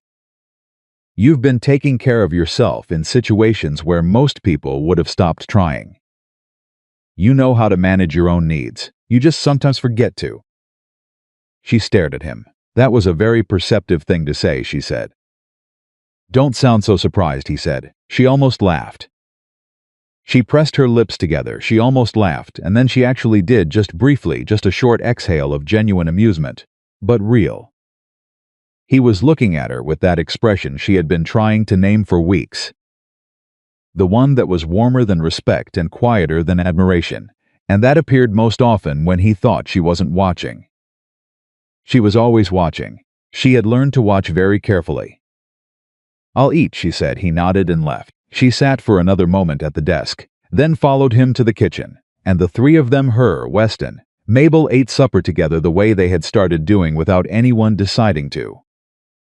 Which was the way the best things at the ranch had happened. Without a meeting, without a plan, just gradually becoming true. 3 days after the statement, the warrant was issued. Weston's lawyer in Billings sent word the same morning. The fraudulent debt claim had been formally challenged. The estate matter was now in the hands of a probate judge who had, according to the lawyer's letter, very strong opinions about men who invented debts against dead men's property. Clara read the letter at breakfast and then read it again. "It's real," she said. "It's real," Mabel confirmed. "He's actually going to be held accountable." "Looks that way," Weston said. She set the letter on the table and looked at it. She had spent so long operating in the specific gravity of Nathaniel's world, where he decided what was real, what was fair, what had actually happened, and what hadn't. That the idea of an external authority looking at the facts and finding them in her favor felt almost fictional. Like something that happened to people in books, not to women who had been put out on roads. "I need to go outside," she said. Nobody argued. She went to the corral. Justice was there. He came to the fence immediately, without the preliminary hesitation he had started with weeks ago. He was a horse who made decisions and then committed to them, which she had come to appreciate. She put her hand on his nose. "All right," she said to him, or to herself, or to the general situation. She heard boots behind her. She didn't turn. "You don't have to figure out what you feel about it right now," Weston said. "I know. Good news is still news. It takes a minute." "I know that too." She was quiet for a moment. "I keep waiting for the part where something goes wrong. Where there's something I missed, something Nathaniel has already prepared for that I haven't seen yet." "That might happen," Weston said. She looked at him. "You're supposed to tell me it won't. Would you believe me if I did?" "No, then I'm not going to insult you," he said. "Something might go wrong. But right now, right this minute, things are going right." "That's allowed to be true." She turned back to the horse. "Ruth," she said carefully. "Did she know how to do this? Let things be right when they were right." Weston was quiet for a long time. "She was better at it than me," he said. "She used to say worry lives in the future, and the future isn't here yet." "Stay where your feet are," he paused. "I thought that was simple when she said it. It took me years to understand that simple is not the same as easy." Clara looked down at her feet, her boots in the dirt. "Here, present, on solid ground. Stay where your feet are," she said. "Yes," he said. She breathed. She stayed where her feet were. What happened next came from a direction she had not been watching. It was Agnes Pryor who brought the news. She arrived at the ranch on a Tuesday morning, earlier than usual, without her children, which was immediately wrong. Agnes always had her children. Agnes's children were structural to Agnes the way the frame was structural to a house. She came in and sat at the table and looked at Clara with an expression that was the specific combination of reluctant and urgent that meant she had information she did not want to have. "I heard something in town yesterday," Agnes said. Clara set down her pen. "What?" she said. Agnes folded her hands. "Nathaniel Crowe is still in the territory. I thought you should know, with the warrant and everything. I thought he would have gone. But he's in town. He's been staying at the Redfield boarding house." She paused. "And he's been talking." "Talking," Weston said from the doorway. "About Clara." Agnes looked at her hands. "About Mr. Hale. About the nature of about what he's claiming is happening here. Between the two of you." She stopped. "I'm sorry. I thought you should hear it from someone who's on your side before you heard it from someone who isn't." Clara was very still. She understood immediately what Agnes was describing. It was Nathaniel's oldest move. If you cannot control someone directly, destroy the ground they're standing on. Make the story about them instead of about you. Make people question what they're seeing so they stop trusting their own eyes. "What specifically is he saying?" she said. Agnes looked deeply uncomfortable. That Mr. Hale is not, that his motives for sheltering you are not. She stopped. Tried again. He's suggesting that the arrangement here is improper. The room was completely silent. Clara looked at Weston. Weston was looking at the table, with an expression she couldn't read. Is anyone believing him? Clara asked. Agnes hesitated. Some people. The kind of people who want to believe things like that. She paused. But most people in this town know Mr. Hale. Most people think Crow is... She stopped again. They're watching, is what I'm saying. They're watching to see what happens. After Agnes left, Clara stood at the window for a long time. Weston came and stood beside her. I'm sorry, she said. Whatever this costs you, don't, he said, your reputation. Clara, his voice was not sharp, but it was definite. I have lived alone on this ranch for 11 years. I have done right by this community for 11 years. I know what my reputation is, and I know that the people in this territory who matter, who are capable of thinking past what a bitter, dishonest man tells them, are already reaching their own conclusions. She turned to look at him, and the ones who aren't, she said. I've never lived my life for the ones who aren't, he said. I'm not going to start. She looked at him for a long moment. Weston, she said, I need to ask you something, and I need you to answer me honestly. He met her eyes, always. Do you regret stopping on that road? The question landed in the room and stayed there. He looked at her for so long that she started to prepare herself for an answer she didn't want. Then he said, no, not for a single day, she breathed.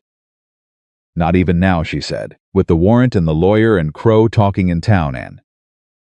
Especially not now, he said. Especially not. He stopped himself. Looked away for a moment and then back. I regret stopping years before that road. I regret the years where I told myself that keeping people at a distance was the same thing as protecting them. Where I convinced myself that not letting anyone in was wisdom instead of fear. He paused. I don't regret you being here. I want to be clear about that. Clara's chest did something complicated and significant. She turned back to the window before her face could do it for her. All right, she said. All right, he agreed. They stood there for a minute more, side by side, not touching, not needing to. Then Mabel called them both for supper, and the moment dissolved into the ordinary business of an evening, and Clara was grateful for that. Because she needed time to put whatever had just shifted into some kind of order before she knew what to do with it. Nathaniel was arrested 4 days later. Sheriff Watts came to the ranch to tell her in person, which she thought said something about what kind of man he was. He's in custody in Billings, Watts said. The fraud charge held. The judge there has issued a hold. He paused. There will be a trial. Your testimony will be required, I know, she said. It'll be in Billings, probably 6 weeks from now. I'll be there. Watts looked at her, then at Weston. Then back at her. Something about his expression suggested that whatever opinion he had formed about the situation at Hale Valley Ranch, it was not the one Nathaniel had been trying to sell in town. You've handled yourself well through this, he said to Clara. Thank you, Sheriff. I mean it. Most people what you've been through. He stopped. You should be proud of yourself. She did not know what to do with that. She nodded once he left. She turned to Weston. He's in custody, she said. Yes, he's actually in custody, yes. She pressed both hands flat against the table and looked at them. Her hands, still here, still working, still hers. I don't know what I feel, she said. That's all right, Weston said. Shouldn't I feel relieved? You might in a while. Feeling things on a schedule has never worked for anyone. She looked up at him. She thought about everything that had led to this moment: Ohio, the courtship, the wedding, Kansas City, the wagon, the road, the dirt, his hands picking up her book, Mabel's one firm pat on her hand, Lily writing her name 3 times, Thomas reading his first sentence, Agnes on the porch with her hand pressed against her mouth, the sheriff's office, the letter from Billings, all of it. Every single piece of it. Yes. I owe you. Don't. I owe you more than I can. Clara. He said her name the way people say the names of things they are being careful with. You don't owe me anything. And if you did, you've already paid it a dozen times over with those books and those lessons and those children and what you've given to this place." He paused. "What you've given to me." The last sentence arrived quietly and stayed. She looked at him. "What have I given you?" she said. He was quiet for a moment. "Proof," he said, "that the world still has things in it worth getting out of bed for." He said it simply, without drama, like a man reporting the weather. I had forgotten that, or not forgotten. I had decided that forgetting was safer. He paused. "You reminded me I was wrong." Clara stood very still. "I'm not fixed," she said. "I want you to know that. I still wake up swinging sometimes. I still check the exits in every room I walk into. I still don't entirely trust that kindness doesn't have a bill attached. She searched for the word. "I'm in progress." "So am I," he said. "I'm serious. So am I." He looked at her steadily. "I'm not asking you to be fixed, Clara. I'm not asking you to be anything except what you are." She looked at him for a long time. "What am I?" she said. He didn't hesitate. "Someone who survived something that should have broken you and came out the other side, still fighting," he said. "Someone who picks up strangers' children and teaches them their own names. Someone who walked into a yard and faced the man who hurt her without flinching, even though her hands were shaking." He paused. "Someone worth knowing." The silence that followed was not empty. It was full of everything neither of them knew how to say yet. Everything that was still too new and too tender to be named. Everything that was happening between them at a pace that was right precisely because it was slow. She crossed the room. She stopped in front of him.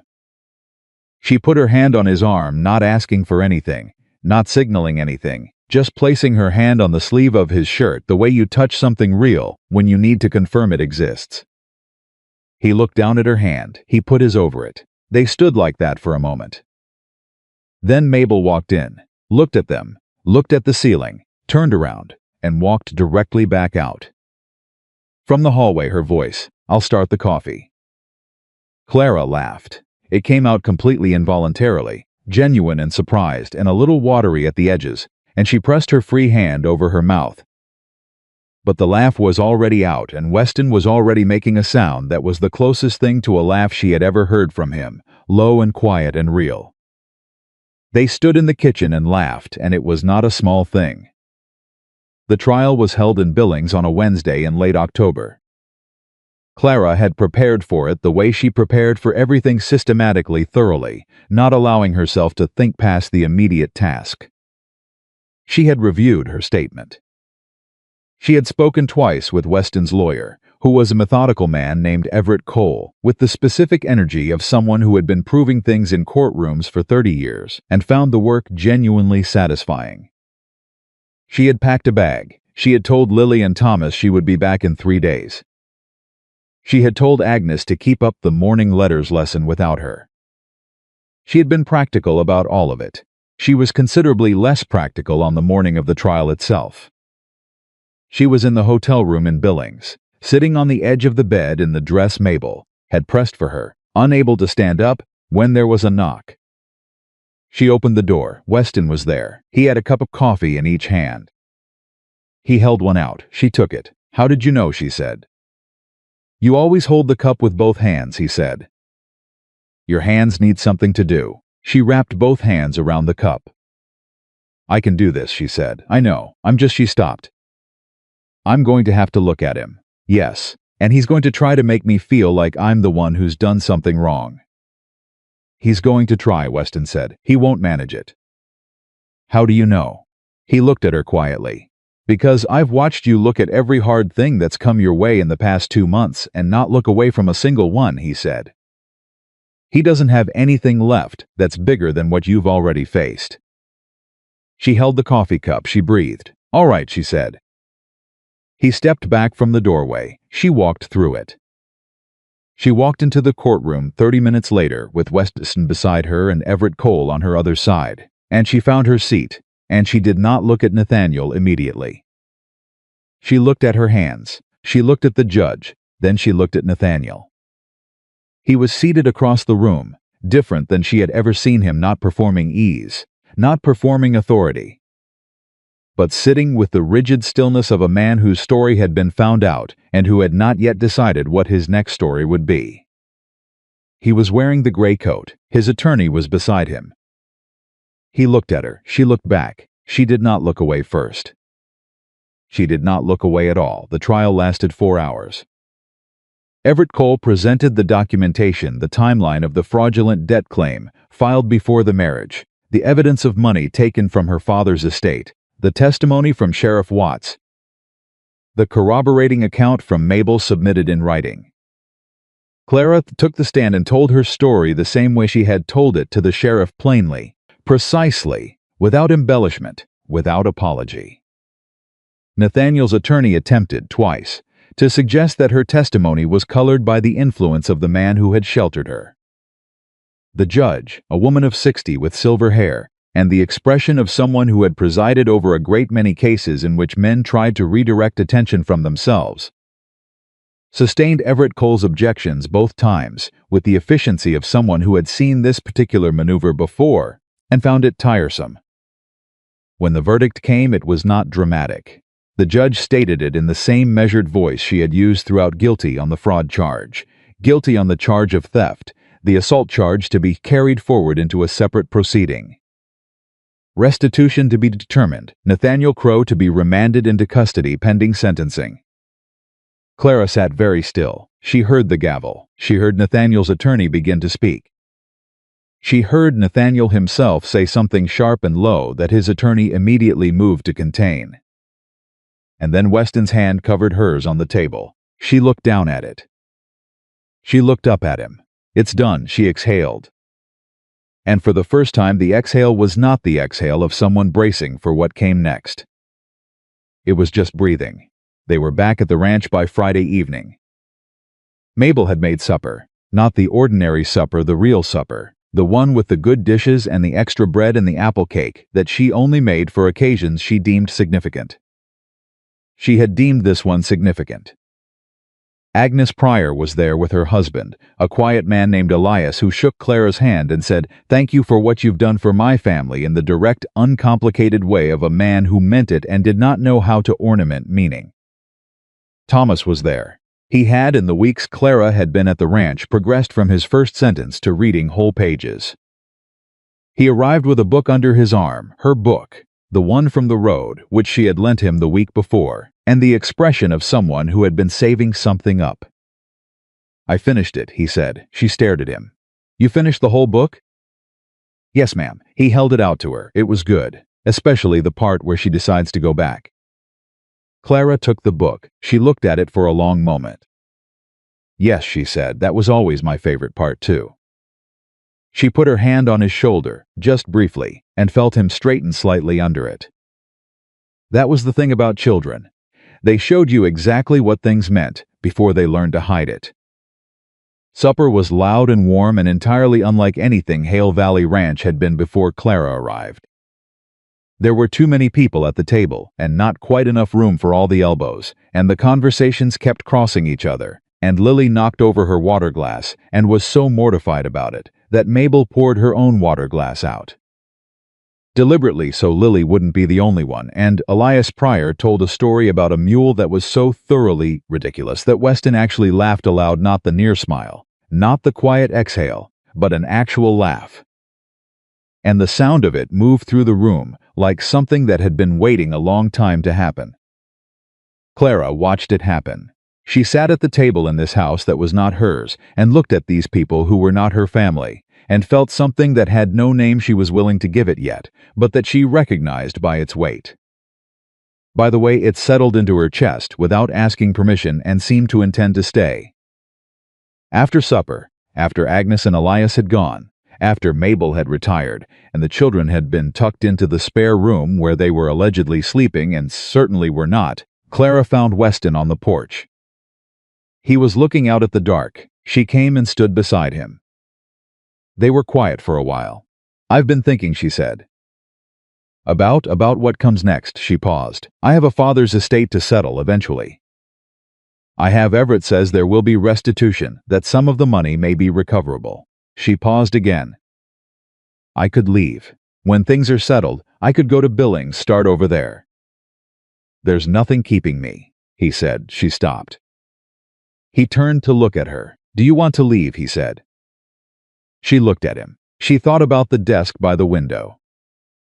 The ledger she had rebuilt from chaos into order. Lily's name written 3 times, Thomas in the book. Mabel's one firm pat, justice breathing on her hand.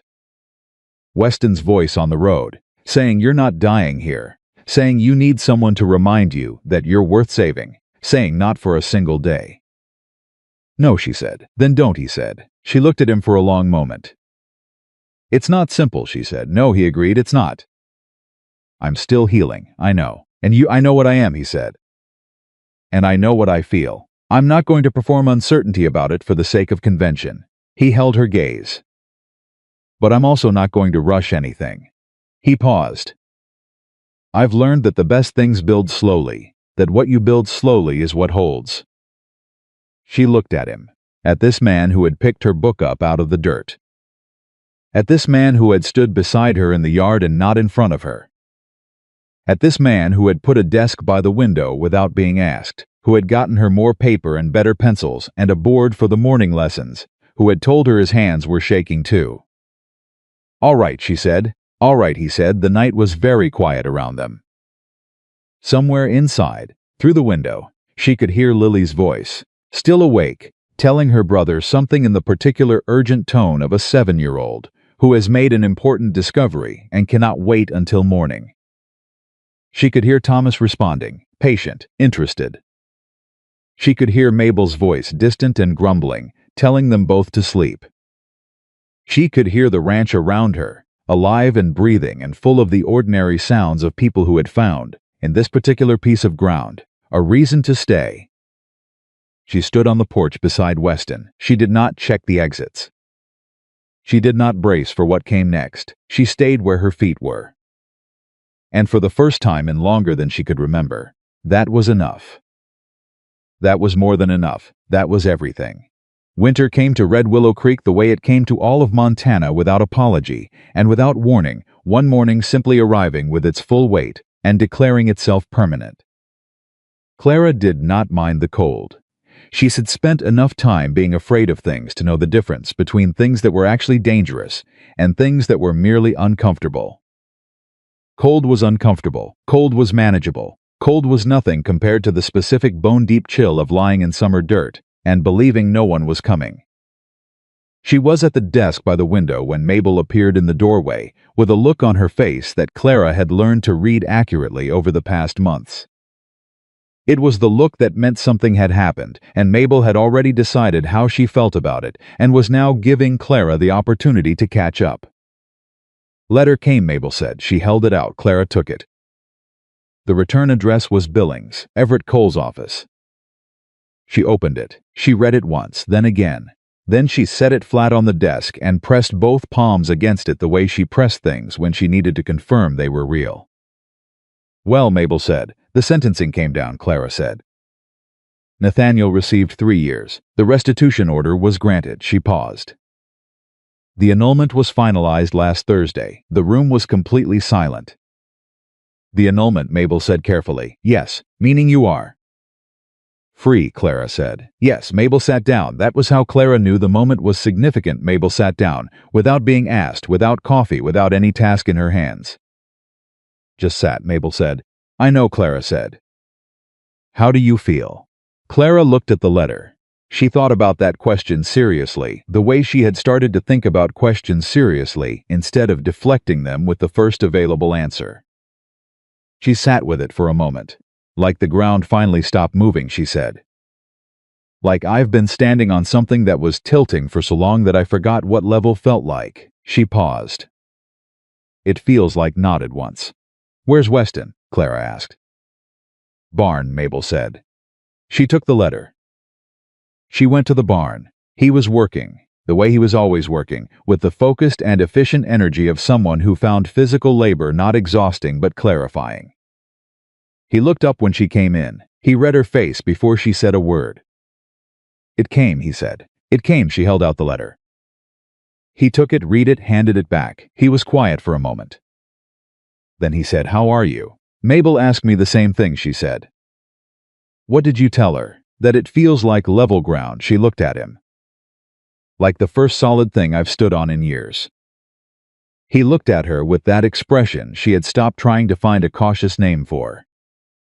She knew what it was. She had known for a while. Clara, he said. Don't, she said, but gently. Not yet. Give me a day to just stand here on the level ground before anything else moves. He nodded immediately. Take all the time you need, he said. I know, she said. That's why I could ask. She went back to the house. She sat at the desk. She did not work on the ledgers. She did not plan the next lesson. She just sat and let the letter rest in front of her and felt the particular quality of a day that had changed something permanent. Nathaniel Crowe was in a cell in Billings. She was free. Those were both true at the same time. She let them both be true. The next morning she woke up and did not swing. For the first time since she had arrived at Hale Valley Ranch, she woke without her fist already moving, without her heart already hammering, without her mind scrambling to catch up to the present moment from whatever corner of the past it had been sleeping in. She opened her eyes. She was in the room at the end of the hall. The window was pale with early light. She lay still and noticed the absence of dread the way you notice the absence of a noise you've been hearing. So long you stopped knowing you were hearing it. It was quiet. She was quiet. She got up. She dressed. She went to the kitchen and made the coffee herself, which she had started doing on days when she woke before Mabel, and she stood at the window with the cup in both hands and watched the ranch come alive in the early cold and felt, tentatively and with full awareness that she was feeling it, something she had not felt in a very long time. Something uncomplicated, something that was simply glad. Weston came in at 7. He stopped when he saw her face. You slept, he said. I slept, she said. He looked at her for a moment. Good, he said. She handed him the second cup she had already poured. He took it. They stood at the window together and drank their coffee and watched the morning, and nobody said anything, and nothing needed to be said. That was how things had been built between them, in the spaces between words, in the accumulated weight of ordinary moments, in cups of coffee and shared silences, and the specific trust that develops between two people who have both learned the hard way that the wrong kind of noise can do more damage than silence ever could. A week later, she asked him to walk with her, not to the corral, not to the barn, not anywhere with a purpose attached. Just to walk. He came without asking where or why. They walked out along the fence line, into the cold morning, and for a while neither of them spoke. She was aware of everything, the sound of their boots, the distance between their shoulders, the cloud of their breath in the air. Then she said, I've been thinking about what I want. He looked at her. Not what I need to do next for practical reasons, she said. Not what makes sense, what I actually want. She paused. I've spent so long not being allowed to want things that I had to relearn how to even identify what wanting feels like. What does it feel like, he said. She considered. Like something pulling toward rather than pushing away, she said. Everything I've done for years has been about moving away from things, away from danger, away from Nathaniel, away from being the woman on the road. And that was necessary, but moving away isn't the same as moving toward. No, he said, it isn't. She looked at him directly. I want to stay, she said, not because I have nowhere else to go. Not because it's practical. Not because I'm afraid of what leaving would look like. She paused. Because this is the place that let me become who I actually am. Because these children, this work, this. She stopped.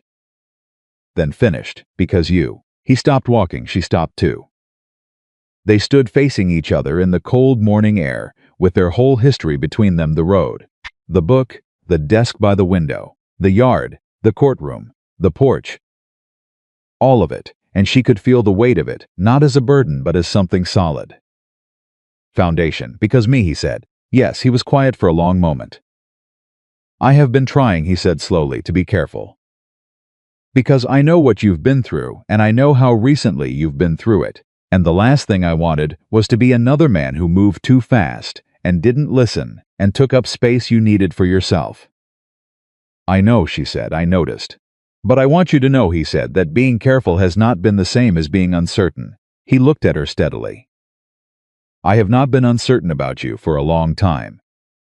She held his gaze. He almost smiled. The real one, the one she had been collecting for months.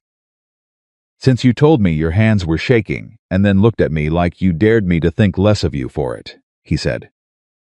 She felt warmth move through her chest. "That was 3 months ago," she said. "Yes," he said. "You waited 3 months. You needed 3 months," he said simply. "And I needed to be sure I was offering something real and not just." He searched for the word. "Need, I know what it is to be lonely for years and to confuse need for something else. I didn't want to do that to you." She looked at him. This man who had considered her so carefully, who had given her space and time and a desk by a window and coffee in both hands, and had stood beside her and never once in front of her. "Weston," she said. "Yes, stop being careful," she said.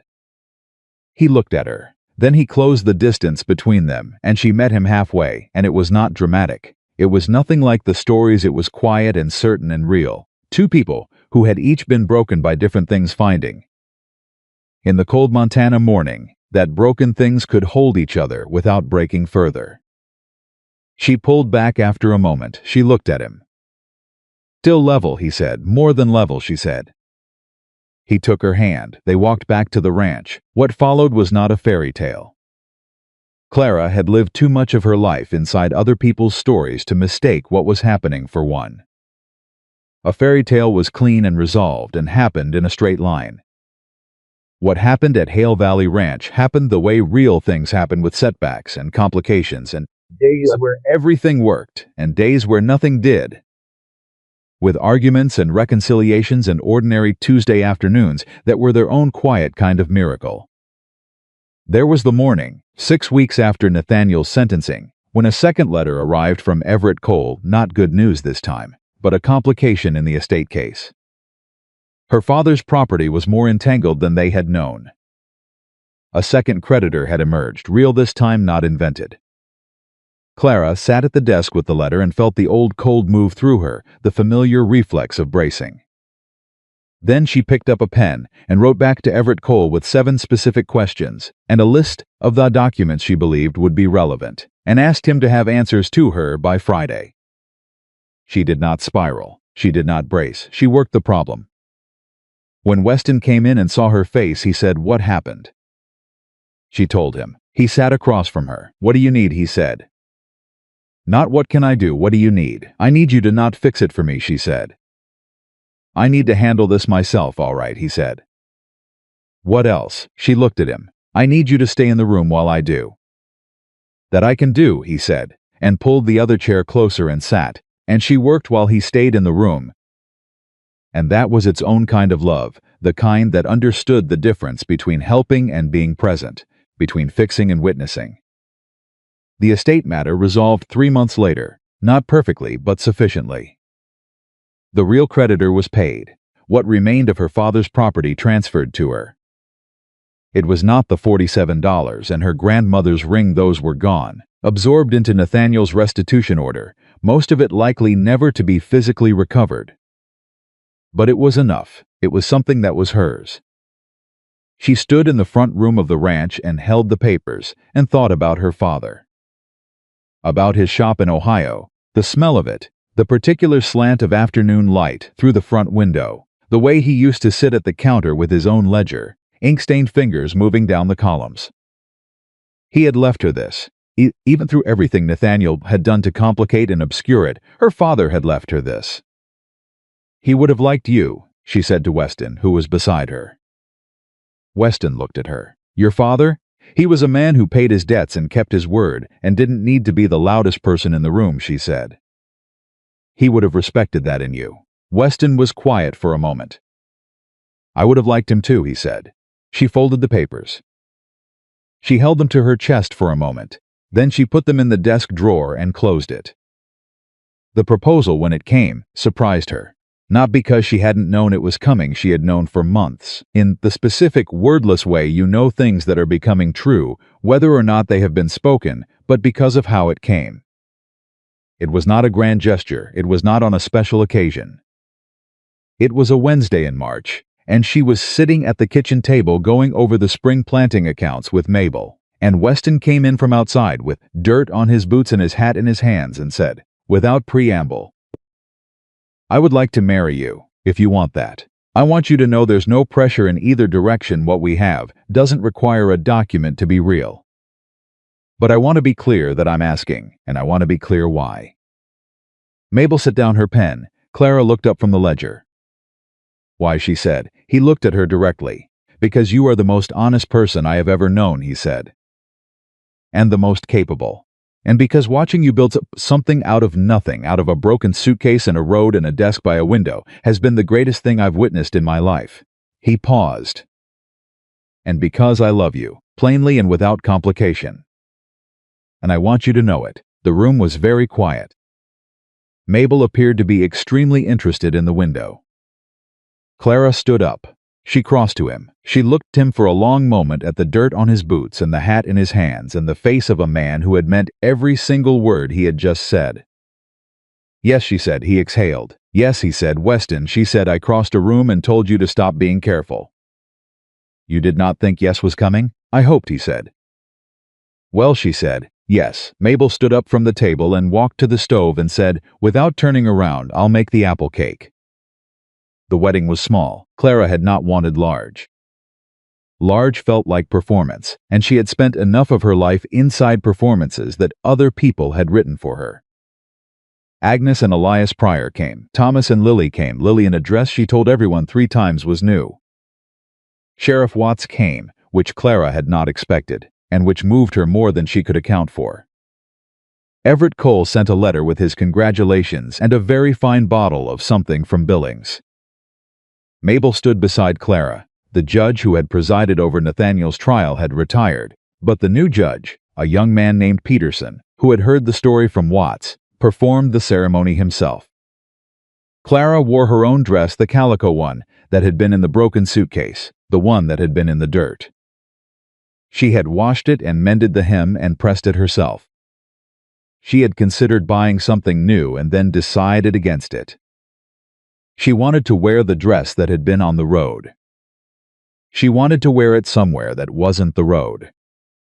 When Judge Peterson asked if she took Weston Hale as her husband, she said yes in a voice that did not shake and that left no room for misinterpretation.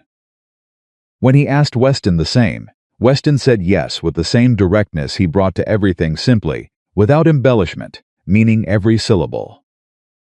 Lily threw flower petals that she had been collecting for 2 weeks. Thomas shook Weston's hand with the gravity of a 9-year-old who had decided this was an important moment and intended to honor it appropriately. Mabel cried. She denied this categorically when anyone mentioned it. After standing on the porch in the cold mare chair with Weston's hand in hers, Clara looked out at the property, the fence lines, the barn, the corral where Justice was moving in his slow, deliberate way, and felt something she recognized now without needing to analyze it. She was home, not because the place had claimed her. Not because someone had rescued her into it, but because she had built herself here, piece by piece, word by word, lesson by lesson, breath by breath, until this place had the shape of her in it, and she had the shape of it in her. Weston was looking at her. "What are you thinking?" he said. "I'm thinking about the road," she said. He squeezed her hand. "Me too sometimes," he said. "Not with grief," she said quickly. "Just I think about it because it was the last place I was afraid the way I used to be afraid. After that, everything that was frightening, I was still frightened, but I was frightened standing up." She paused. "I think about it because I want to remember that I could have stayed down. And I didn't." "You didn't," he said. "And you picked up the book," she said. He turned to look at her. "I've never told you," she said, "how much that mattered. That wasn't you didn't walk past me and then come back. You walked to the book first, before you even knew if I was going to let you help me." She looked at him. "You picked it up like it mattered, like something that belonged to me had value even when I was lying in the dirt." She paused. "That was the thing. That was the thing that told me who you were." He was quiet for a long moment. "It did matter," he said. "You mattered. Everything that was yours mattered." She leaned her shoulder against his. They stood on the porch. Inside, Mabel was directing Lily's assistance with the apple cake, with the patient exasperation someone who had decided that the help was more important than the efficiency. Thomas was reading in the corner chair her book, the one from the road, which she had given to him permanently 3 weeks ago, because he had read it 4 times, and she had read it enough times to carry it without the pages. Outside, Justice moved in the corral. The cold was coming in from the north the way it always did. None of it touched her. What the people of Red Willow Creek remembered, in the years that followed, was the story. They told it differently depending on who was telling it. Some versions made Weston more heroic. Some made Clara more helpless than she had ever been. Some added details that had not happened and subtracted details that had. Stories do that. Stories shape themselves to what people need them to mean. But what actually happened was simpler and truer than any of the versions. A woman was left on a road she did not stay down. A man stopped, not because he was exceptional, but because he had decided long ago to be the kind of person who stopped. And between those two things, her refusal to stay down and his choice to stop something was built that lasted, and grew and made room for other people to grow inside it too. Thomas Pryor became a schoolteacher. He taught in 3 counties over the course of his life, and he always told his students on the first day of class that reading was the most powerful thing a person could learn, because it meant your story belonged to you, and nobody could take it. Lily Pryor became in fact a teacher.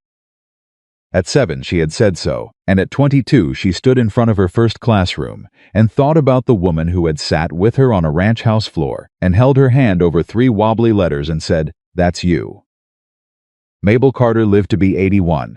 She died in the room she had occupied at Hale Valley Ranch for 22 years, in a bed she had chosen herself, with people who loved her nearby. She never admitted to crying at the wedding. At her request, Clara's description of her as terrifying was included in the remarks at her funeral, which she had arranged in advance, in writing, in her own handwriting, with specific instructions about the apple cake. Weston Hale became known in the territory as a fair man. Not a famous one, not a powerful one in the showy sense, but the kind of man that other men sent their sons to work for when they wanted them to learn what it looked like to do things right. And Clara Whitmore Hale, who had been put out on a road with a broken suitcase and a bruised Fenna husband who believed she would simply disappear into the enormity of the West and be forgotten. Clara built a school. Not the kitchen table lessons, though those continued. An actual school, with a proper building on the edge of the property, with 2 rooms and real windows and enough desks for every child in the surrounding ranches who wanted to learn. She taught there for 30 years. She kept the ledgers for the ranch for 30 years. She kept the book, her father's book, the one from the road, on the desk in the school, where every child could see it, because she wanted them to understand that the things that belonged to you had value. That even when you were on your hands and knees in the dirt, the things that were yours were worth picking up. On the last day of every school year, she told the children the same thing her mother had told her, and her father had lived, and Weston had demonstrated, and Mabel had declared. And Agnes and Thomas and Lily and 100 other people had proven true in 100 different ways. That what happened to you was part of your story, that it was not the end of your story. That the road was not the destination, that you did not stay down. That you got up, and when you got up, you kept going, not because someone rescued you into the future, but because you decided the future was worth going toward, and you put your feet on the ground and you moved. Clara Whitmore had been left in the dirt on the Red Willow Road in the summer of 1884. She had been left with nothing except what she knew and what she refused to give up. And what she built from those 2 things, from knowledge and refusal, and the extraordinary ordinary kindness of a man who stopped and picked up a book, was not a rescue story. It was a rising story, and it was entirely, completely, irrevocably hers.